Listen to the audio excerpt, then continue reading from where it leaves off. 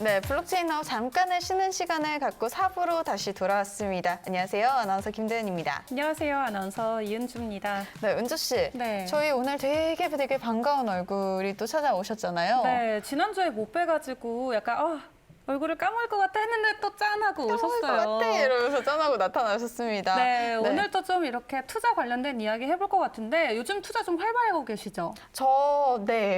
근데 전 사실 네. 간이 쥐콩만 해가지고. 아, 그래요? 네, 저 이거 옆에서 보니까 되게 적극적으로 막 하시던데? 적극적으로 하는 것과 네. 투자 지분을 얼마나 넣는 건 좀 달라요. 아니, 이렇게 투자 열심히 하시면서 네. 이렇게 막 가방이나 이런 거 보시길래 수익이 쏠쏠 하시구나 싶더라고요. 아, 죄송한데.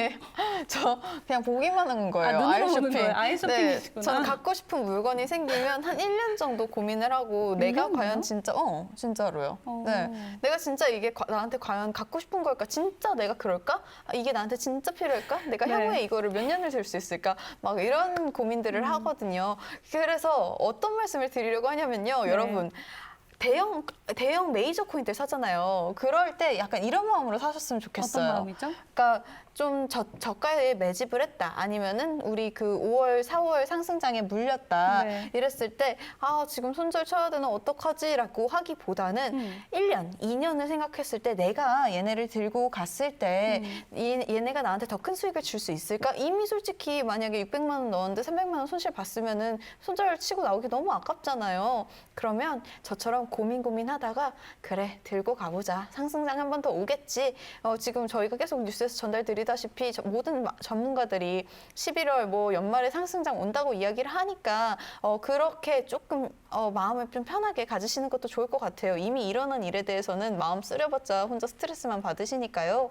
그래서 여러분들에게 도움을 많이 드리기 위해서 저희 세계 최초, 국내 최초 블록체인 전문 경제방송 글로벌 A에서 비트코인을 비롯한 알트코인의 향방부터 각종 블록체인 소식들까지 여러분들께 전달드리도록 하겠습니다. 지금 비트코인 5,500만 원대로 다시 회복했대요. 참 다행이죠. 네, 제 차례인가요? 네. 네, 저희는 매일 아침 8시에서 12시까지 4시간 동안 생방송으로 진행하고 있습니다. 저희 업계에 계신 다양한 전문가 분들과 함께 업계에 대해서 보다 깊이 심도 있게 분석하고 공부하고 있으니까요.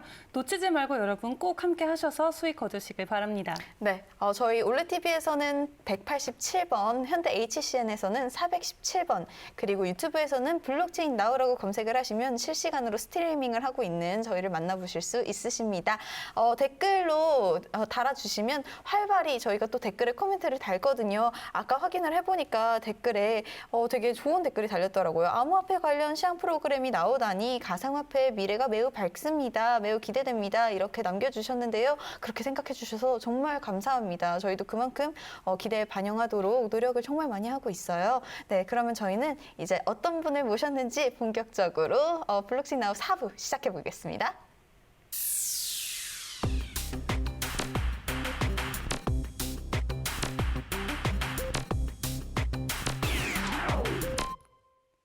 네, 앞으로 수요일 4부에서는요, 이 밀레니얼 세대에서 활용될 암호화폐와 블록체인 기술, 이 밀레니얼 머니 시간으로 인사드릴 예정입니다. 네, 인사시켜 주시죠. 백훈종 이사님 모셨습니다. 네, 안녕하세요. 혹시 저 방금 보고 지금 중간에 이거 펌핑 VCR. 보고 VCR 보고 웃었는데 그 이사님 저거 미리 확인하셨나요 혹시? 네, 미리 확인했었죠. 만족하시나요? 네, 만족합니다. 그래도. 거의 뭐 그 태양계처럼 그 주변으로 보고 돌던데요. 이사님 주변에 뭐 돌던데요. 네, 되게 만드신 만유 분이. 입력의 법칙처럼 네. 모든 걸 다 끌어당기시는. 네. 네, 그럼 마성의 할까요? 우리 백훈종 이사님의 밀레니얼 머니 매주 수요일 인사드릴 텐데 네. 이게 어떤 컨셉으로 준비하셨는지 좀 소개 부탁드릴게요. 네. 이제 이름이 밀레니얼 머니로 짓게 된 이유는 네. 밀레니얼 세대라고 하는 이제 제가 속해 있는 그 밀레니얼 세대, 한 20대 후반에서 40대 초반에 이르는 이 세대가 네. 앞으로는 지금 쓰고 있는 돈뿐만이 아니라 네. 뭐 정부에서 발행하는 CBDC라던가 그 여러 가지 IT 대기업들에서 발행하는 스테이블 코인을 네. 또 그리고 암호화폐, 비트코인, 이더리움 등의 암호화폐를 이렇게 자기의 스마트폰 지갑에 가지고 다니면서 같이 혼재해서 사용하지 않을까라는 오. 생각을 합니다. 그래서 밀레니얼 머니를 우리가 공부하자라는 네. 뜻에서 지어봤습니다. 네. 근데 이 밀레니얼 세대라는 거 너무 편향적이에요. 벌써 제가 밀레니얼 세대거든요. 그리고 이사님만 해도 밀레니얼 세대가 아닌 걸로 알고 있어요. 밀레니얼 윗세대가 바라보는 네. 밀레니얼들의 머니 습관 뭐 아유, 이런 건가요? 이사님 X세대 아니세요? X세대예요, 이사님. 다들 그리고 여긴 Z거든요. 네네. 네. 오해를 많이 하시는데 네. 40대 초반까지를 밀레니얼 세대로 보는 게 사전적 정의더라고요. 아, 네, 그래요? 저도 네. 밀레니얼 세대 포함돼요. 전반적으로 다 포괄해서. Z세대 근데 96년생까지가 밀레니얼, 잠깐만요. 저 5예요. 아, 네, 이렇게 나이 공개하고 싶지 않지만 네. 네, 넘어가도록 하겠습니다. 저 86입니다. 그러니까 96에서 86까지 네. 10년이 다 포함이니까 네. 저희 다 같은 세대 맞습니다. 분류하지 마세요. 저희 다 한 세대, 동세대를 살아가고 있습니다. 내가 진짜 밀레니얼이란 말이야? 말이면서. 네, 오늘 첫 소식 어떤 거부터 살펴볼까요? 네, 오늘 그 비트코인 가격이랑 그 암호화폐 가격 같은 거 예측을 할 때 보통 어떤 지표를 사용하는지 한번 짚어보려고 하는데 네. 네. 두 분은 매크로 분석이 한번 뭔지 들어보셨나요? 네, 들어보기는 했는데 그거 뭐 이렇게 컴퓨팅 언어로 막 이렇게 걸어놓는 거 아니에요? 매크로라는 단어가 이제 거시경제라고 하는 건데 네. 말하자면 우리가 살고 있는 이 세상에 모든 경제의 어떤 구성원들의 행동을 이렇게 다 합산해가지고 계산을 해보는 겁니다. 네. 네. 그래서 국민소득이라던가 네. 뭐 그런 소비자들의 어떤 전체 소비 그리고 소비자들이 일으키는 투자, 저축 이런 네. 것들이 다 이제 거시경제의 하나의 축을 담당하는 그런 지표가 되는 거거든요. 네. 이런 지표를 이용해서 우리가 투자하는 자산들 이런 것들이 다 이제 주식이나 채권, 파생상품 이런 거의 가격과 다 밀접한 연관이 있기 때문에 네. 그런 것들을 이용해서 이 우리가 투자하는 것들의 가격을 한번 예측해 보는 거를 이제 매크로 분석이라고 합니다. 네. 이거 비트코인의 가격을 예측할 수 있다. 듣는 분들 지금 솔깃하실 것 같은데요. 제가 사실 저는 매크로라고 하니까 그 게임에서 매크로 하잖아요. 이거 뭔지 아시죠? 옛날에 서든어택해에서 이렇게 F1 뭐 이런 거 누르면은 이렇게 도배할 수 있게 매크로가 나왔었거든요. 저는 그런 것만 생각했는데 되게 생소한 개념이에요. 사실 뭐 은주 씨는 네 알아요라고 했지만 저는 약간 옆에서 이러고 있었거든요. 이게 매크로 분석에 대해서 조금 더 자세히 설명을 해주시면 좋을 것 같아요.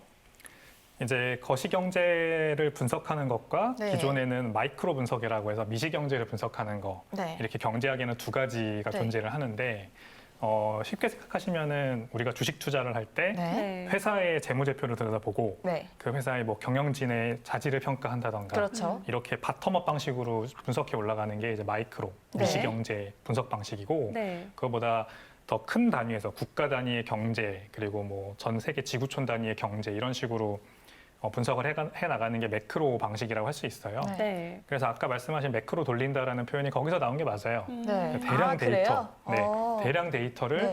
이렇게 한 번에 분석한다, 계산한다 이런 뜻이거든요.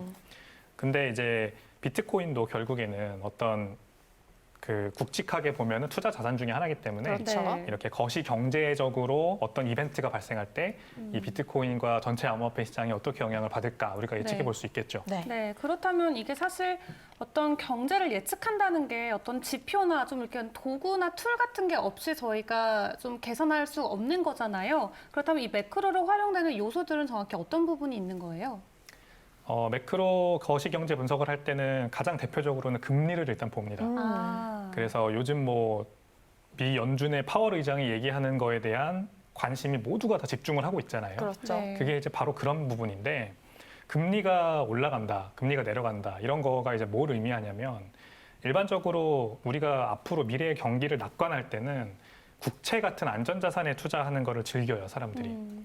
국채 같은 안전자산에 투자를 잘 안 하고 네. 낙관을 할 때는 네. 주식 같은 위험자산에 투자를 많이 합니다. 맞죠. 네. 네, 근데 이제 미래 경기가 불투명하다, 앞으로 뭔가 좀 쎄하다 이랬을 때는 안전자산에 대한 수요가 올라갑니다. 네. 그래서 대표적으로 지난 3월에 작년 3월에 코로나 팬데믹이 발생했을 때 네. 이게 바로 대표적으로 앞으로 경기를 되게 어둡게 바라보게 만드는 주요 이벤트다 보니까 그렇죠. 사람들이 주식을 내던진 거죠. 코인도 내던지고. 그러면서 코스피가 네. 1900을 찍고요, 막. 맞습니다. 네. 네. 그래서 바로 등장한 게 이제 연준이 네. 네. 미 연준이 혹은 각 국가의 중앙은행들이 나와서 우리가 경기를 안정시켜 줄게, 네. 미래를 다시 밝게 만들어 줄게 네. 하면서 돈도 풀고 그다음에 금리를 낮춰줬죠. 네. 그래서 제로 금리 수준으로 금리를 유지하면서 네. 양적 완화라고 하는 것들을 실행을 하니까 네. 이제 다시 사람들이 낙관을 하기 시작한 겁니다. 네. 그렇게 된 거죠. 근데 사실 이 얘기 그 미국에서 그런 그 달러를 풀고 이런 얘기는 저희가 며칠 전에도 나눴었어요. 최근 앞으로 한 8년? 향후에 8년 동안 찍어낼 달러를 미리 찍어냈다고 하면서 이제 인플레이션을 걱정을 하는 사람들이 훨씬 늘어났다고 하더라고요. 이럴 때 이제 이거는 금리 반영에 어떻게 되는 건가요? 네, 그렇죠. 원래는 양적 완화와 금리 인하를 해서 네. 경기를 부양을 시켰으면 네. 이제 경기가 정상화됐다는 판단이 들면은 금리가 네. 인상이 되죠. 네, 연준은 다시 네. 금리 인상하죠. 그래서 금리 인상 전 단계인 테이퍼링이라고 하는 거를 요즘 이제 연준이 계속 카드를 만지작거리는 거예요. 네, 잭슨 올 때 이제 난리 날 뻔했었죠, 한번. 맞습니다. 네. 네. 근데 이제 시장은 긴장을 했지만 파월 의장이 약간 그 완화적인 발언을 하자 다시 시장이 환호를 하면서 맞습니다. 장이 좋아졌습니다. 네. 네. 근데 이제 이런 거예요. 테이퍼링을 실행하는 거는 실행할 거라고 다들 보는데 네. 네. 과연 금리 인상까지 갈 것이냐? 네. 왜냐하면 금리 인상이라는 거는 그 기준금리를 끌어올린다는 거고 네. 그러면은 그 기준금리가 이제 단기채 금리를 말하는 건데 네. 네. 장기채 금리까지 같이 밀어올리는 역할을 합니다. 네. 장기채 금리는 미 10년물 국채 금리를 말하는 건데 음. 요게 이제 경제에 있는 모든 금리들과 다 연관이 돼 있어요. 네. 네. 그래서 이게 올라가면은 지금 현재 1.3% 정도 되는데 한 1.4%, 1.5%, 0.1% 단위씩만 올라가도 은행 이자 올라가고 네. 부동산 대출 이자 올라가고 네. 네. 뭐 각종 가격이 다 올라간다고 보시면 됩니다. 네. 네. 그러면은 대출을 많이 가지고 있는 가게나 기업 입장에서는 네. 부채가 갑자기 더 늘어나는 부채가 거죠. 늘어나죠. 네. 이자 비용 부담이 늘어나는 네. 거죠. 그러면은 경기가 다시 어두워지는. 네, 그런 이제 악순환에 빠질 수가 있기 네. 때문에 네. 금리 인상이 되게 좀 약간 오리무중한 상태입니다. 지금. 네, 사실 금리 인상 또 테이퍼링 또 이번 잭슨홀 미팅 직후에 뭐 비트코인이 4%가량 급반등하다가 지금은 다시 내려오긴 맞습니다. 했습니다. 이렇듯 우리 시장도 금리 또 테이퍼링 관련해서 굉장히 예민하게 반응을 하고 있는데요. 이럴 때일수록 저희가 조금 더 먼발치서 좀 큰 그림을 보면서 우리 시장을 바라봐야 좀 더 객관적이게 투자하실 수 있을 것 같습니다. 이 매크로 분석이 암호화폐 시장에서도 그렇다면 어느 정도까지 활용이 가능한 건지 어느 정도 적용을 해볼 수 있을까요? 이제 최근에 피델리티라고 하는 미국 최대 자산운용사가 있는데 네. 이곳의 그 매크로 거시경제 수석 분석가가 네. 이제 유리엔 티머라는 사람인데 네. 이분이 비트코인에 대한 그런 거시경제 기반의 전망을 굉장히 적극적으로 내놓고 있어요. 네. 그래서 그분이 예측한 모델에 따르면은 2026년에 이제 비트코인 가격이 뭐 100만 불이 된다. 그러면 10억 원이죠, 우리나라 네. 돈으로.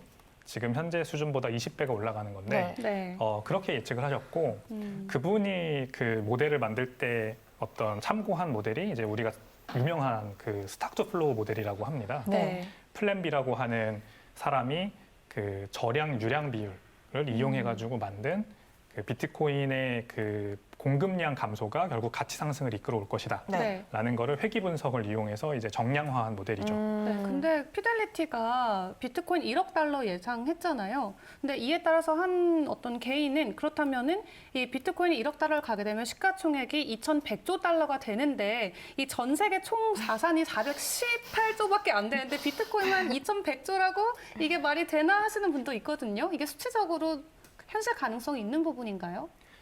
그 일단 피델리티가 내놓은 그 분석 결과는 네. 1억 달러까지 가지는 않고 네. 2026년에 100만 달러까지 간다고 예측을 했어요. 1억 달러까지 간다고 예측한 게 바로 이제 스탁 투 플로우 모델인데 네. 원래 이제 플랜 B라는 사람이 2019년에 내놓은 분석 모델입니다. 네. 네. 이 모델은 비트코인이랑 금 그리고 은 같은 귀금속을 이제 비슷한 경화라는 네. 물질로 봤어요. 말하자면은 지금 현재 나와 있는 그 지구상에 존재하는 양보다 앞으로 나올 새로 생산될 양이 현저하게 적기 때문에 네. 네. 앞으로 지금 현재 달러가 이렇게 무제한 공급되고 있는 상황에서는 이 경화, 하드머니라고 하거든요. 네. 영어로. 이 하드머니의 수요가 늘어날 것이다. 근데 보면은 금 같은 거는 매년 생산량이 거의 일정합니다. 네.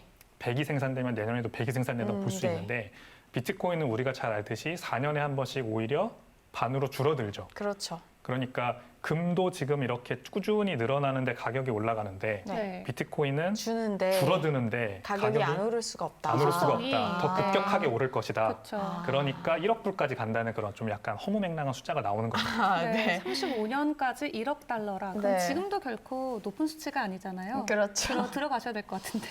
얼마 들어갈까요? 네. 저 뭐 집 팔까요? 차 팔까요? 뭐 팔까요? 네. 네. 사실 이렇게 너무나도 천문학적으로 큰 금액이어서 네. 저는 현실감 감각이 있게 없어요. 다가오지가 맞아요. 않아요. 제가 항상 이야기를 하다시피 저는 로또도 안 사는 사람이어서 네. 저는 로또도 안 사세요? 저 로또도 안 사요. 어. 저 사회생활 시작하면서 로또 처음 사봤어요. 제가 약간 불로소득에 대한 네. 그런 희망이 별로 없는 사람이어가지고. 네, 그래서 이렇게 좀 너무 큰 금액에 대해서는 내가 평생 동안 내 손에 거머쥘 수 없는 그쵸. 돈이 왜 이렇게 웃으세요? 아, 재밌어요. 제 신기해요? 네, 재밌어요. 아, 그래요? 네. 그러다 보니까 저는 이게 좀 감이 안 와서 그러는데 이 매크로 분석의 신뢰도 있는 건가요? 이제 거시경제 분석이 네. 항상 맞지는 않죠. 네. 여러 가지 다른 그런 분석 지표들과 함께 놓고 이제 네. 병행을 해야 되는데 네. 그래도 이제 우리가 과거 데이터를 보면은 네. 매크로 분석이 되게 중요한 시점이 많았어요. 네. 이제 스탠리 드러켄밀러라고 하는 되게 유명한 헤지펀드 매니저가 있는데 네. 이 사람은 25년 동안 한 번도 거시경제 예측을 틀리지 않았던 사람입니다. 오. 이 사람이 매크로 분석의 귀재인데 달러의 가치가 네. 향후 10년 동안, 15년 동안 엄청나게 폭락할 것이다. 기축통화의 지위를 잃을 수도 있다라고 했어요. 그럼 그 기축통화를 치고 올라올 것은 뭘로 예상을 했나요? 설마 위안화는 아니겠죠? 위안화는 좀 가능성을 낮게 봤고 네. 아마 금 태환으로 다시 돌아갈 수도 있다. 혹은 아예 다른 종류의 어떤 사이버 머니가 등장할 수도 있다라고 했어요. 바로 그것 때문에 비트코인이 지금 그때 당시에 엄청나게 또 주목을 받았는데 네. 이분 스스로도 비트코인에 투자하라고 권고를 합니다. 정말요? 네, 전체 포트폴리오의 한 5% 정도는 투자해라. 네, 그런 거죠, 바로. 그러니까 거시경제가 네. 주식시장에 어떤 영향을 미치는지는 우리가 진짜 긴 히스토리를 통해서 볼 수 있잖아요. 네. 네. 보통은 금리 인상 기조, 지금 경제가 안 좋아지고 경제가 돈을 많이 풀고 금리를 네. 확 낮춰놓고 경기가 정상화됐다. 그러면 이제 슬슬 금리를 올리기 시작하는데 네. 이럴 때 어떤 주식이 보통 주목받냐면 그 성장주가 보통 주목을 받습니다. 좀 매출과 이익을 안정적으로 발생시키는. 네. 근데 암호화폐 시장에서 과연 그런 매출과 이익을 안정적으로 발생시키는 건 뭐가 있을까? 그냥 단순한 앞으로 잘 될 거야 네. 계획만 있는 게 아니라 네. 진짜로 많은 사람들이 지금 쓰고 있고 수수료 매출도 많이 발생하고 네. 이런 것들이 뭔가 생각해 보시면 되죠. 네, 근데 실제로 저희가 피델리티 이야기하고 있었는데 피델리티 고객의 90%가 이 비트코인에 관심이 있다고 실제 설문조사가 나오기도 했거든요. 이 최근엔 좀 금보다는 좀 아무래도 비트코인 투자에 대한 투자자들의 관심도가 현저히 높다 보니까 좀 그런 기대 심리들이 반영이 돼서 뭐 35년도까지 1억 달러까지는 아니더라도 좀 어느 정도 저희가 상상하는 것 이상까지는 올라갈 수 있지 않을까 조심스럽게 네. 바라보는데요. 사실 또 이런 뭘 믿고 저런 걸 발표를 했는지 이게 궁금할 수밖에 없는 부분인 것 같기도 해요. 이게 어떤 원리인지 간단한 설명을 들어볼 수 있을까요? 그 스타트 플로우 모델이라는 게 우리나라 말로 번역하면 네. 저량 유량 비율이에요. 네. 저량 유량 비율. 네. 한국어가 더 유량이요? 어렵네요. 그죠? 네. 스타트 플로우면은 이해가 가는데 저량 유량. 그렇죠. 스탁은 저량, 네. 그러니까 지금 현재 나와 있는 거, 현재 네. 우리가 가지고 있는 걸 말하는 거고 네. 플로우는 지금 앞으로 새로 흐르는 생산될 것들. 때 네. 유량, 네. 그걸 말하는 건데 이제 금 같은 경우에는 아까 말씀드렸듯이 지금 나와 있는 것들보다 앞으로 새로 생산될 게 상대적으로 적습니다. 네, 한정되어 있습니다. 한정되어 그렇죠. 있습니다. 네. 그래서 현재 그 연간 금 채굴량을 기준으로 계산을 해보면 66년이 지나면은 네. 지금 네. 현재 금 전 세계 보유량이 2배가 됩니다. 네. 그리고 은 같은 경우에는 22년이 걸린다고 돼 있어요. 네. 금보다 짧죠? 더 네. 많이 발행된다는 얘기니까. 네. 비트코인 같은 경우에는 50년이 걸립니다. 네. 지금 현재 기준으로. 네. 근데 이제 다음 반감기가 도래해서 또 비트코인 발행량이 반으로 줄면 50년이 100년이 걸리는 건데 네. 100년보다 사실 더 걸릴 거예요. 왜냐하면 네. 이게 회귀 분석 리그레셔널 애널리시스를 이용하면은 네. 이렇게 완만한 곡선으로 올라가기 때문에 네. 네. 자, 그러면은 이런 상황에서 피델리티 입장에서는 금, 은 같은 귀금속 네. 그리고 그것과 같은 안전자산의 역할을 할 수 있는 비트코인의 네. 어떤 가능성을 모두 이제 무게추를 두고 계산을 해봐야겠죠. 네. 근데 비트코인이 최근에는 이제 그 유리엔 티머라고 하는 분석가가 활용한 게 바로 이건데 비트코인의 앞으로 수요는 그럼 어떻게 될까를 이 모델에 한번 녹여본 거예요. 네. 그러니까 스탁 투 플로우 같은 경우는 그냥 공급량의 감소만 가지고 계산을 하다 보니까 네. 1억 달러 같은 허황된 숫자가 나오는 것이고 네. 그럼 앞으로 그동안 수요는 어떻게 될까? 수요 네. 공급이 같이 계산돼야 정확한 가격 예측이 가능하다. 네. 그래서 수요는 지금 지난 과거 12년 동안 비트코인이 1달러어치 이상 들어있는 계좌 수가 네. 지갑 수죠. 얼마나 지갑 되나? 수가 얼마나 늘었나. 네. 네, 이걸 가지고 대입을 해본 겁니다. 네. 그랬더니 조금 보수적으로 나온 거예요. 이제 계산이. 2026년에 100만 불. 네. 현재보다 20배 정도는 늘 수 있다라는 게 나온 그럼 겁니다. 저도 1달러 딱 그거 구매해가지고 제 지갑에 넣어놓으면 그 아니 스타트 플로우에 근데 반영될 수 사실 있나요? 비트코인 계정 같은 경우는 고래 계정들이 좀 맞아요. 암호키를 잃어버려서 이제 럭업된 물량들도 굉장히 많잖아요. 그런 것까지 반영이 된 수치인가요, 이게? 그 비활성 지갑이라고 하죠. 이제 네. 바로 말씀하신 거를. 네. 그런 거는 보통 매크로 분석을 할 때 제외를 합니다. 제외하고 네, 액티브 제외하고. 계정 위주로 네. 봤을 때 이 정도가 된다. 그렇죠. 네. 그리고 제가 또 기억이 나는 게 그 어떤 거래소, 캐나다 거래소였나요? 거기에 거래소에 그 대표가 유일하게 그 모든 그 거래소를 통용하는 그런 비밀번호를 가지고 있었는데 그분이 갑자기 이제 사망을 하시면서 모든 코인들이 이거 뭔지 알죠? 제가 네. 무슨 얘기하는지 알죠? 네. 사망하시면서 모든 코인들이 그때 당시 락업이 되어 있고 지금까지도 찾지 못한 걸로 알고 있거든요. 그리고 그때 사실 되게 그 투자자들이 많은 그 피해를 입은 걸로 알고 있는데 이런 코인들은 사실상 그분이 돌아가셨으니까 비밀번호를 찾기 어렵잖아요. 네. 그 보안망을 뚫기 어려울 것 같은데 이런 것들을 나중에 어떻게 발굴해내거나 다시 재진입을 시킬 수 있는 방법 같은 거는 없는 건가요? 저도 그 뉴스 봤는데 네. 되게 안타까운 사연이고 네. 그런 식으로 잃어버리거나 아예 그냥 증발해버린 암호화폐가 되게 많을 거예요. 네. 그렇죠. 근데 그런 거를 못 찾는 게 정상이고 그런 거를 찾을 수 없는 게 바로 비트코인의 어떤 가치를 계속 네. 유지시킬 수 있는 중요한 측면 중에 하나입니다. 네. 네. 누군가가 그 암호를 뚫고 들어가서 개인키가 없는데도 네. 그거를 내가 취할 수 있다면은 네. 약간 미국 서부 개척 시대처럼 누구나 다 그걸 하려고 달려들겠죠. 네, 네, 네. 약간 그 보물섬 찾기 같은 개념으로요. 네, 맞습니다. 네. 네, 참 암호화폐 가격을 저희가 예측하거나 어떤 지표나 뭐 도구의 도움으로 어느 정도 좀 예측은 해볼 수 있지만 정말로 이제 그렇게 시장의 흐름이 이어갈지는 저희도 확답을 할 수가 없지만 네. 워낙 지금 저희가 나눴던 얘기에서 오갔던 금액들이 너무 큰 수치잖아요. 맞아요. 이게 현실 감각도 없고 그런데 이 암호화폐 가격 변동에 영향을 끼치는 부분들이 사실 굉장히 많습니다. 올해 상반기만 해도 우리 일론 머스크 형님께서 좀 몇 번 트위터에 글을 올려주면은 뭐 도지나 여러 코인들이 급펌핑하는 현상도 있었고요. 이 암호화폐에 특별히 영향을 끼치는 지표를 저희가 좀 분석을 해보자면은 어떤 차트 보면 좋을까요? 되게 여러 가지가 있어요. 네. 근데 제가 말씀드린 거시경제의 그 금리 같은 거를 일단은 한번 지켜보시는 게 가장 좋고 네.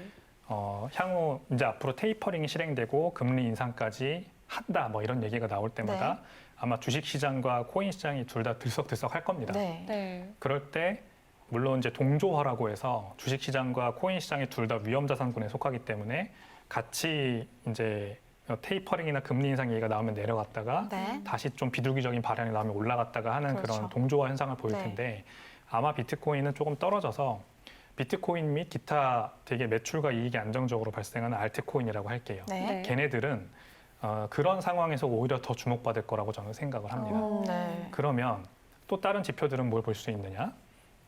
일단은 온체인 지표들이 있겠죠. 네. 블록체인은 기존 주식시장과 다른 점이 바로 그 부분인데 네.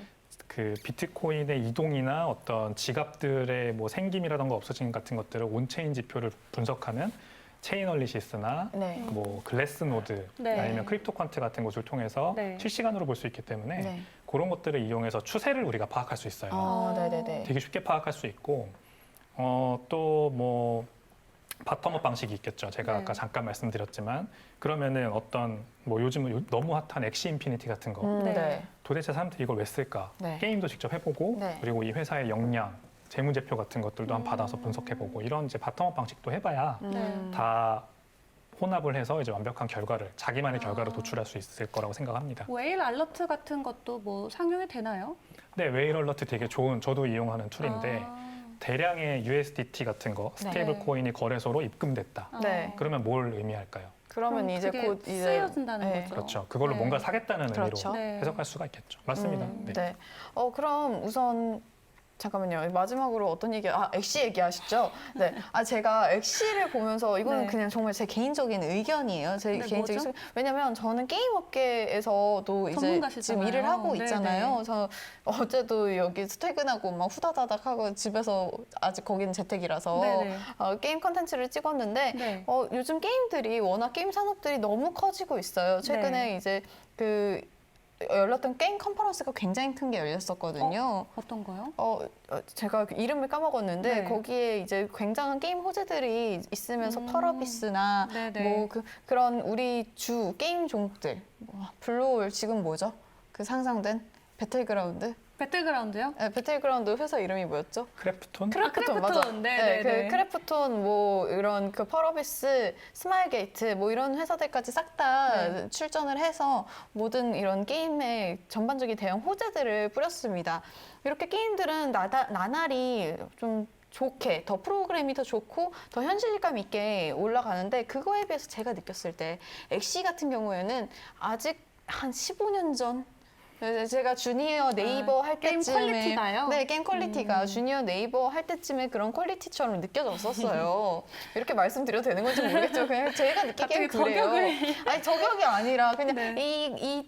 이 엑시 자체의 네. 그 가치는 저도 높게 보는 건 맞아요. 네. 근데 이 엑시 인피니티를 뛰어넘을 이게 사실상 이런 스마일게이트나 펄어비스나 뭐 크래프톤 같은 이런 회사들이 이런 게임 코인 쪽으로 네. 개발을 몸을 해서 돌리면은- 하면은 엑시를 충분히 이기고도 전 남을 수도 있겠다라는 생각이 들거든요. 이런 부분에 대해서는 어떻게 생각하시나요? 되게 좋은 지적이신 것 같고 네. 저는 뭐 크래프톤이나 이런 펄어비스 같은 회사들이 출시하는 게임들이 네. 블록체인을 아직까지 굳이 사용할 필요성을 못 느끼고 있다고 생각해요. 왜냐면 자체적으로 네. 돈을 많이 버니까요. 네. 자체적인 생태계 안에서 네. 자기 게임 안에서 네. 혹은 자기 게임들 간에 네. 사용할 수 있는 정도의 그런 네. 화폐나 네. 재화만 있으면 되지 네. 이게 뭐 엄청나게 뭐 메타버스라고 하는 그런 큰 네. 우주를 자기가 만들 필요는 없다라고 네. 생각을 할 겁니다. 네. 네. 근데 이제 엑시 인피니티는 방점을 게임의 퀄리티에 찍은 게 아니라 네. 그 엑시 인피니티 토큰의 어떤 활용성에다가 찍은 게임이다 보니까 네. 아무래도 조금 퀄리티는 떨어져도 네. 네. 대신에 뭐 그 포켓몬을 차용했다고 하죠. 네. 캐릭터도 귀엽게 만들고 네. 네. 게임도 이렇게 여러 개를 만들어서 그 게임들 안에서 같이 쓰일 수 있는 토큰을 이제 만드는 네. 그런 구조로 간 것 같습니다. 근데 사실 네. 제가 느끼기에는 뭐 물론 그 안에서 돈이 너무 많이 굴러가니까 굳이 여기에다가 그냥 뭐 돈이 너무 많이 들잖아요. 블록체인을 도입을 시키려면은. 근데 사실 NC소프트 네. 구단까지도 가지고 있는 그런 리니지가 워낙에 또 그리고 오래 고여 있는 게임이다 보니까 거기에 NFT에 메타버스까지 적용을 하면은 전 NC소프트는 진짜 말도 안 되는 그런 그 블록체인 생태계에서 이제 완전한 테마주가 될 거라는 생각이 들거든요. 그래서 그냥 그런 엑시 인피니티를 보면서 그냥 저는 개인적으로 그런 생각을 했어요. 이거를 이길 만큼의 게임 토큰이 나오면 네. 과연 엑시가 살아남을 수 있을까? 지금 다 10만 원 정도로 보지만 대항마가 나타나면은 과연 10만 원이 아닌 그 반토막도 날 수 있지 않을까? 맞아요. 네. 게임 산업의 아주 되게 중요한 부분을 짚어주셨는데 네. 게임 산업의 어떤 숙명 중에 하나는 네, 항상 히트작을 계속 만들어야 된다는 거예요. 맞습니다. 스타크래프트 같은 것들이야 진짜 뭐 이제 민속놀이가 됐다고 하는데 민속놀이. 그런 게임을 만들 수 없는 한 네. 계속 연작으로 히트를 시켜야 네. 그 게임사가 계속 명맥을 유지할 수가 있습니다. 맞습니다. 엑시 인피니티도 바로 그 부분에서 앞으로 어떻게 될지 지켜봐야 돼요. 네. 네. 그래서 최근에 가격 상승은 좀 과도하다는 면이 있긴 네. 있습니다. 또 네. 이제 필리핀 정부에서는 이 엑시를 통한 세금을 과세하겠다고 맞아요. 밝히기도 했고, 꽤 높은 퍼센테이지였죠. 네, 또 최근에 한국에서 많은 분들이 또 엑시를 사용하고 있다, 게임 플레이를 하고 있다는 분석도 나왔습니다. 다시 또 매크로 이야기로 넘어가서요. 이 매크로 분석이 그러면은 틀릴 수도 있는 건가요? 네, 그렇죠. 이제 거시경제라고 하는 것들이 어떤 딱 답이 하나만 있는 어떤 그런 클리어한 네. 결과나 그런 게 아니고 네. 각 결과를 놓고 사람들마다 전문가마다 해석하는 방법이 다 달라요. 네. 그러니까 금리가 인상이 됐다면 이게 앞으로 주식시장에 어떻게 영향을 미칠지에 대해서는 네. 전문가마다 의견이 다 다르고 네. 자 그러면 비트코인 가격이 올랐어. 그러면 네. 이 오른 원인은 뭐야? 라고 파고 들어갈 때도 또 갈래가 나뉩니다. 맞습니다. 그러니까 이제 기본적으로 제가 말씀드린 부분은 네. 비트코인 및 기타 메이저 알트코인들이 네. 앞으로 이 안전자산에 대한 수요가 올라갈 거라는 가정을 가지고 가격이 네. 올라갈 거라고 말씀드린 거예요. 네. 근데 앞으로 안전자산에 대한 수요가 그렇게 높아지지 않을 것 같다. 나는 아직도 성장주가 테슬라나 뭐 고밸류를 받고 있는 그런 성장주나 엑시 인피니티나 네. 아니면은 뭐 솔라나나 뭐 이런 네. 고성장 그런 토큰 코인들이 올라갈 것 같다고 생각하시는 수도 있겠죠. 네. 네, 둘 다 맞습니다. 아직 모르는데 이제 제 생각은 네. 그렇다는 거 네. 말씀드린 겁니다. 진짜 이렇게 오늘 거진 30분 동안 백 이사님 이야기를 들어보니까 경제 쪽의 지식이 굉장히 해박하신 것 같아요. 혹시 이런 매크로 분석 외에도 이런 가상자산의 가격을 예측하는 그런 다른 장치 같은 것들도 있으신가요? 우선 왜 이렇게 잘하세요? 왜 똑똑하세요? 그냥 저희가 처음에 인사드리기에는 샌드뱅크의 이사님이었잖아요. 코인 투자를 하다 보면은 네. 이제 공부를 안 할 수가 없는 것 같고 네. 코인 투자 하시는 다른 많은 분들도 다 비슷한 정도의 공부는 하실 거예요. 네. 네. 다만 저는 워낙에 미국에서 금융 전공을 하기도 했었고 아, 네. 정말요? 네, 이제 경영학 전공을 했는데 네. 금융 네. 특화 전공을 했습니다. 그럼 인베스트먼트 쪽으로 메이저를 그렇죠. 하신 거예요? 아. 원래 증권사나 이런 네. 자산운용사 쪽 네네. 그 취업을 목표했었는데 어. 증권사에서도 잠깐 일을 하긴 했습니다만 이제 리서치 센터라고 네네. 기업 분석을 하는 곳이었는데 어. 저와는 좀 성향이 맞지 않아가지고 일찍 그만뒀고 네. 스태티스틱이 싫으셨나요? 네, 숫자가 제가 안 맞아요. 저는 좀 이렇게 네. 말씀을 너무 잘하셔서 맞아요. 숫자보다는 말로 이렇게 맞아요. 정성적인 분석, 생각하는 걸 네. 좋아하지 이렇게 네. 계산하는 걸 잘 못합니다. 제가. 네네. 그랬고 네. 네. 그래서 다른 지표들은 뭐가 있냐? 네. 네. 뭐 역시 코인 투자는 아무래도 다른 사람들의 심리를 얼마나 잘 읽느냐도 되게 중요한 것 같아요. 그렇죠. 네. 그래서 차트를 보시고 그 심리를 역으로 이렇게 네. 한번 유추해 보는 분들이 되게 많아요. 네. 네. 왜냐하면 차트가 또 24시간 돌아가고 네. 뭐 거래소마다 조금씩 다르니까 이제 차익 거래 기회도 존재하기 때문에 되게 그렇죠. 재밌는 시장인데 네. 그거는 저는 진짜 못하는 영역이에요. 네. 근데 잘하시는 분들이 있어요. 네. 그 잘하시는 분들 내 투자 성향이 그쪽에 맞다.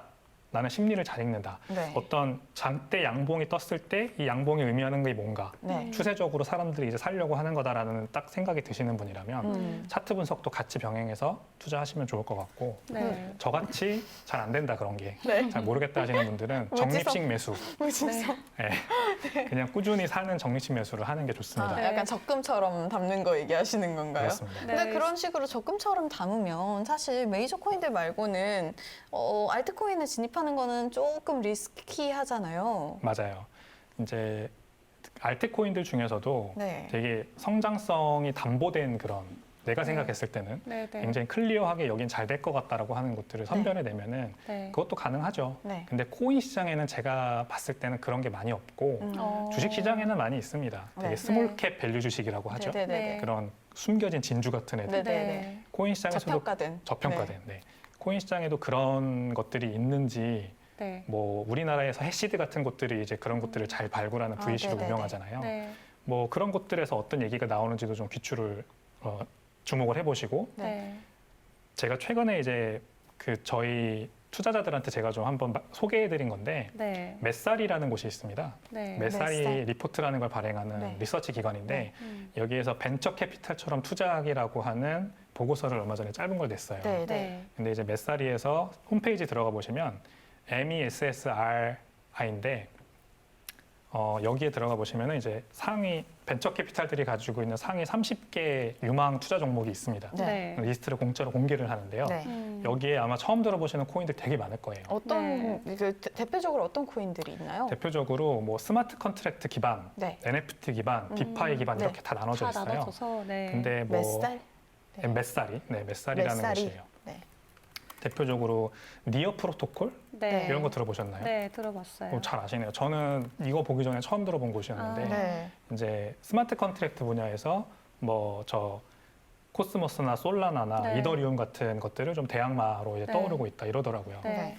뭐 이런 것들이죠. 이런 것들을 한번 보시고 스스로 분석해 보시면 또 재밌을 네. 것 같아요. 이 사실 레이어 1 코인들이 최근에 급등세를 겪었습니다. 뭐 테라 루나도 그랬고 솔라나도 그랬고 전달 대비 뭐 아발란체도 그랬고 다들 200%가 넘는 수익률이 나왔는데 뭐 아발란체나 솔라나 같은 경우는 국내 투자자분들께서 아마 관심도 못 두셨을 거예요. 솔라나도 사실 지난주에 빗썸이 상장이 맞아. 됐고 이게 해외 거래소를 사용하지 않으면은 담아볼까 하는 생각도 안 들어볼 법한 코인들이 한 달 새에 정말 급펌핑이 오면서 갑자기 확 부각이 되고 있는데 이런 코인들을 좀 그런 어떤 보고서나 미리 좀 공부를 통해서 좀 기술적으로 어떤 신뢰가 쌓인다면은 이제 이사님 말씀해 주신 대로 뭐 적립식으로 좀 도전해 보셔도 좋을 것 같고요. 네. 사실 사람들은 숫자를 믿는 거잖아요. 뭐 아무리 아발란체 기술이 뛰어나다, 솔라나의 기술이 뛰어나다고 해도 얘네가 200%씩 숫자적으로 정확하게 보여줘야 아 정말 이 기술이 있는 기술이구나 하고 믿음이 가는 것 같아요. 이 비트코인도 기술이 좋다 저희가 다 알고 있지만 지금 만약에 얘가 1억 달러까지 간다면은 혹은 갈 거라고 이사님께서는 어떻게 예측하시나요? 어떻게 생각하세요? 네, 저는 1억 달러까지 충분히 갈 수 있다고 생각하는 사람 중에 하나입니다. 네. 물론 허황된 넘버라는 것도 잘 알지만 네. 충분히 앞으로 그 경제가 네. 이 부채의 늪에서 빠져나오지 못할 거라는 생각을 저는 계속 해요. 네. 이제 말하자면 뎁트 스파이럴이라고 하는데 네. 네. 지금 현재 미국이 27조 달러 정도의 부채를 가지고 있습니다. 네. 내셔널 네. 데트를.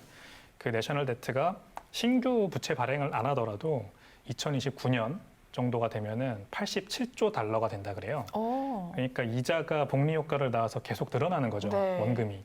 근데 이거를 갚을 능력이 미국에 있느냐?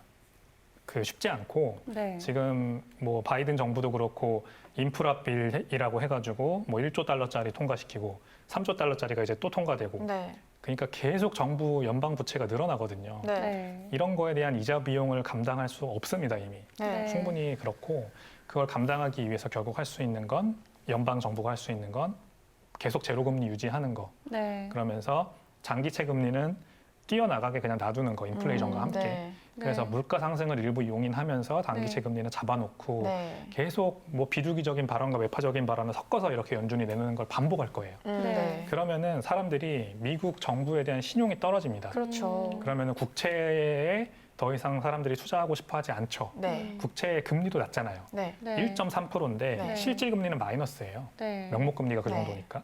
그러면은 수익도 안 나고 미국 정부를 더 이상 신용하기도 어렵고 그렇죠. 한 상황이라면 다시 하드머니, 금 금으로. 돌아간다. 네. 근데 근데- 사실 미국에서 뭐 인프라법을 통해서 좀 과세를 한다고 하고 그것도 10년 동안 하겠다고 했잖아요. 그 어느 정도 좀 이 암호화폐에서 수용하는 건 아닌가요? 네, 그렇죠. 이제 암호화폐 업계는 인프라 빌에 들어간 암호화폐 관련된 부분을 가지고 이제 이게 너무 과도한 규제다 아니다를 가지고 얘기하는 건데 그래서 이제 구별을 하셔야 됩니다. 네. 인프라 빌 같은 게 통과가 돼가지고 다시 시장의 유동성이 풍부해지면 네. 위험자산 시장은 물론 당연히 좋죠. 네. 주식 시장과 코인 시장은 환영을 할 겁니다. 네. 네. 근데 그런 상황에서도 결국 사람들이 일시적으로는 환영을 하지만 네. 경제는 계속 그 상황에서도 경기는 계속 조금씩 안 좋아질 수밖에 없다는 거죠. 그러면은 결국 그 기관 투자자가 먼저 돈을 빼기 시작할 거예요. 국채 같은 곳에서. 위험자산 시장에서. 네. 그러면은 가격이 조금씩 내려갈 거고 네. 그때 기관 투자자가 다시 돈을 담는 곳은 결국 안전자산, 비트코인 및 메이저 알트코인이 될 거라고 저는 생각을 합니다. 네.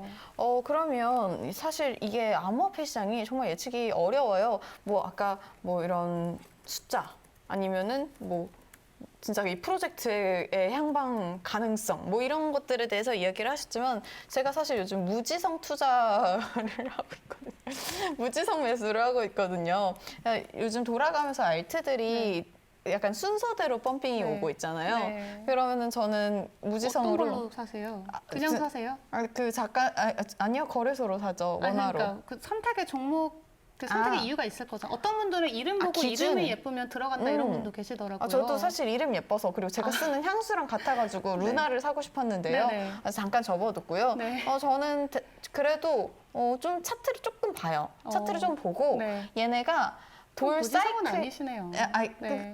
모르겠어요. 근데 네. 제 생각에 그냥 괜찮은데 약간 이 정도거든요. 사실 그래서 차트를 보고 얘네 사이클이 펌핑이 오기 얼마 안 남은 것 같다. 오. 왜냐면은 이 펌핑장이 지금 그러니까 상승장이 한번 왔잖아요. 네. 그리고 지금 펌핑장이 한번 돌고 있잖아요. 네. 근데 아직 펌핑이 안 왔다. 우리가 이렇게 소개하는 주요 코인인데 펌핑이 안 왔다. 그러면은 거기에 이제 무지성으로 들어가시는 저는 거예요? 투자를 하거든요. 우선 뭐 어차피 거액이 아니니까 네. 저는 진짜 소액 10만 원씩만 그렇게 네. 펌핑은 전 진짜 소액 엄청 쫄보라 10만 원씩만 넣거든요. 네. 그렇게 해서 무지성 투자를 하는데 네. 이렇게 사실 저뿐만이 아니라 흔히들 코인은 무지성 투자가 대박이야라고 얘기를 하는 제 주변 친구들도 있어요. 이런 우리 바보 같은 밀레니얼 세대들을 위해서 네. 아니 제가 바보죠? 네, 바보 같은 저를 위해서 이 밀레니얼 머니를 또 사용할 우리 투자자들 그리고 저를 포함한 이런 투자자들은 어떤 마음가짐을 가져야 할까요? 투자를 할 때? 무지성 투자라는 단어는 처음 들었는데 네. 실제로 코인 시장에서 그렇게 투자하는 분이 대부분이에요. 네. 그렇죠. 묻지마 투자죠, 제가 그냥. 잘 알아요. 네. 비트가 가면 이더가 가고 네. 이더가 가면 리플이 가고 네. 그러면 비트코인 캐시가 가고 이더리움 네, 클래식이 네. 가고 다 순서가 있습니다. 그렇죠. 이번 상승장에도 그거를 너무 잘 아는 코인 투자자들은 돈을 네. 많이 버셨을 거예요. 맞아요. 근데 이제 그 결국에는 상승장에서는 누구나 그렇게 맞출 수가 있어요. 네. 그래서 상승장에서는 모두가 해피한 거고 네. 빨리 결정을 내리고 빨리 용기를 내는 사람이 돈을 많이 법니다. 그렇죠. 네. 근데 저 같은 경우에는 얘가 뜰 때가 됐는데 안 떴네? 약간 지금 마이너스 2% 정도 되어 있네? 그럼 들어가거든요. 아니면은 이제 갑자기 펌핑 오는 느낌이 드는데 아직 플러스 4%밖에 안 됐네? 그럼 들어가요. 그 느낌이 맞아요. 오시는구나. 네. 근데 작년부터 코로나 팬데믹 이후에 양적 네. 완화가 시작되면서 시작된 이 대거 상승장이 네. 앞으로도 계속 이어질 수는 없습니다. 네. 1년 정도 넘었고 벌써 1년 넘었고 네. 앞으로 계속 이렇게 부채가 그 국가적으로 부채, 개인 부채, 네. 기업 부채가 이렇게 계속 늘어나면 늘어날수록 네. 경기는 계속 이렇게 원하지 않는 마약을 투여하는 것 같은 네. 그런 안 좋은 상황으로 점점 치달을 거예요. 네. 근데 이 상황을 맞고 싶지 않으니까 계속 돈 더 풀어라. 연준한테 네. 테이퍼링 좀 천천히 해라, 네. 뭐 양적 완화 더 해라, 인프라를 통과시켜라 이러는 거거든요. 네. 그런 게 호재로 작용하는 시장은 약간 저는 이제 끝물이 왔다고 봅니다. 네. 상승장은 이어지겠죠. 네. 향후 뭐 1년 네. 이어질 수 있습니다만 네. 결국에는 이제 스티뮬러스라고 하죠. 네. 마약 같은 거. 그런 것들을 아무리 주입을 해도 더 이상 약효가 듣지 않는 어떤 시점이 올 겁니다. 네. 그 시점에는 가지고 있는 모든 걸 잃을 수 있어요. 네. 그러니까 제가 말씀드린 그런 안전자산이나 메이저 알트코인 그런 스몰캡 가치주 네. 네. 이런 것들을 빨리 발굴해서 포트폴리오를 나눠 놓는 것이 그런 위기에 대응하는 좋은 방법인 것 같습니다. 네, 오늘 저희 매크로에 대해서 이야기 나눠봤는데요. 이 많은 분들이 이것도 궁금해하실 것 같아요. 그래서 이 매크로상 좋은 포지션에 놓은 코인이 뭔가 이 비트코인 하나밖에 없는지 좀 다른 코인들도 좋은 코인 있다면 어떤 코인들이 네. 있을지 궁금해하실 것 같거든요. 네. 그리고 지금 스몰캡 얘기하셨으니까 이사님께서 점치는 스몰캡이 있으신지. 아, 위험한데요. 어차피 네. 그 투자 판단은 개인의 목. 아, 투자분들 네. 개목. 네. 네. 사실 질문을 이걸 하실 것 같아가지고 네. 마음속으로 준비하고 있으시죠? 준비는 했는데 네. 좀 심심한 답변일 수 있지만 네. 비트코인과 이더리움입니다. 기본적으로. 네. 저는 이제 원래 비트코인의 장점을 소개하려고 오늘 코너를 마련하긴 했지만 네. 네. 이더리움도 요즘 보면은 뭐 기술적인 거 다 떠나서 네. 그 이더리움 네트워크 자체에 묶여 있는 TVL이라던가 네. 네. 디파이, NFT. 맞아요. 네. 유입되고 있는 자금의 양이 끊이지 않고 계속 엄청나죠. 늘어나고 네. 있어요. 네. 진짜 수수료 수익이 네. 그 블록체인의 매출이라고 한번 치환을 해본다면 네. 계속 늘어나고 있는 안정적인 수익 모델을 가지고 있다. 맞습니다. 네. 그러면은 주목해 보자라는 거고 네. 또 다른 것들은 스몰캡. 아까 솔라나 얘기 나왔는데 네. 솔라나도 되게 좋아 보입니다. 네. 솔라나 근데 이미 200% 이상 뛰었잖아요. 그렇죠, 예, 맞아요. 네. 그래서 내 스몰캡 밸류 주식도 싸게 사는 게 중요해서 네. 솔라나가 싼가? 그거는 잘 모르겠고 네. 네. 여기서 더 올라갈 수도 있고 어떻게 보면 이게 지금 싼 걸 수도 있고요. 그럴 수도 있죠. 네. 이제 시총 8위에 올라왔기 때문에 처음으로 10위권 안에 진입한 코인이거든요. 음. 이제 이 안에서 또 어떠한 새로운 장세를 보여줄지는 아무도 모르는 거기 때문에 맞습니다. 맞아요. 지켜봐야 될 것 같습니다. 네. 이렇게 클로징 멘트 해주셔야죠. 네, 저 이제 추가 질문 더 없으세요? 추가 질문이 아니라 저희 시황해야 돼서요. 시원하실 거구나. 네, 네. 저희 오늘 마지막 4부 백훈종 이사님과 함께 다양한 이야기 나눠봤습니다. 매크로 관련된 소식 전해드렸는데요. 만약에 좀 헷갈리시다 싶으시면 다시 유튜브를 통해서 또 정보 찾아보시면 될 것 같습니다. 오늘 도움 말씀 주신 이사님 다시 한번 감사드립니다. 네, 매주 감사합니다. 수요일에 뵙는 거죠? 네, 그렇습니다. 네, 네. 그럼 다음 주 수요일에 뵙겠습니다. 네, 고맙습니다. 감사합니다. 네, 저희 오늘 4부 시작하면서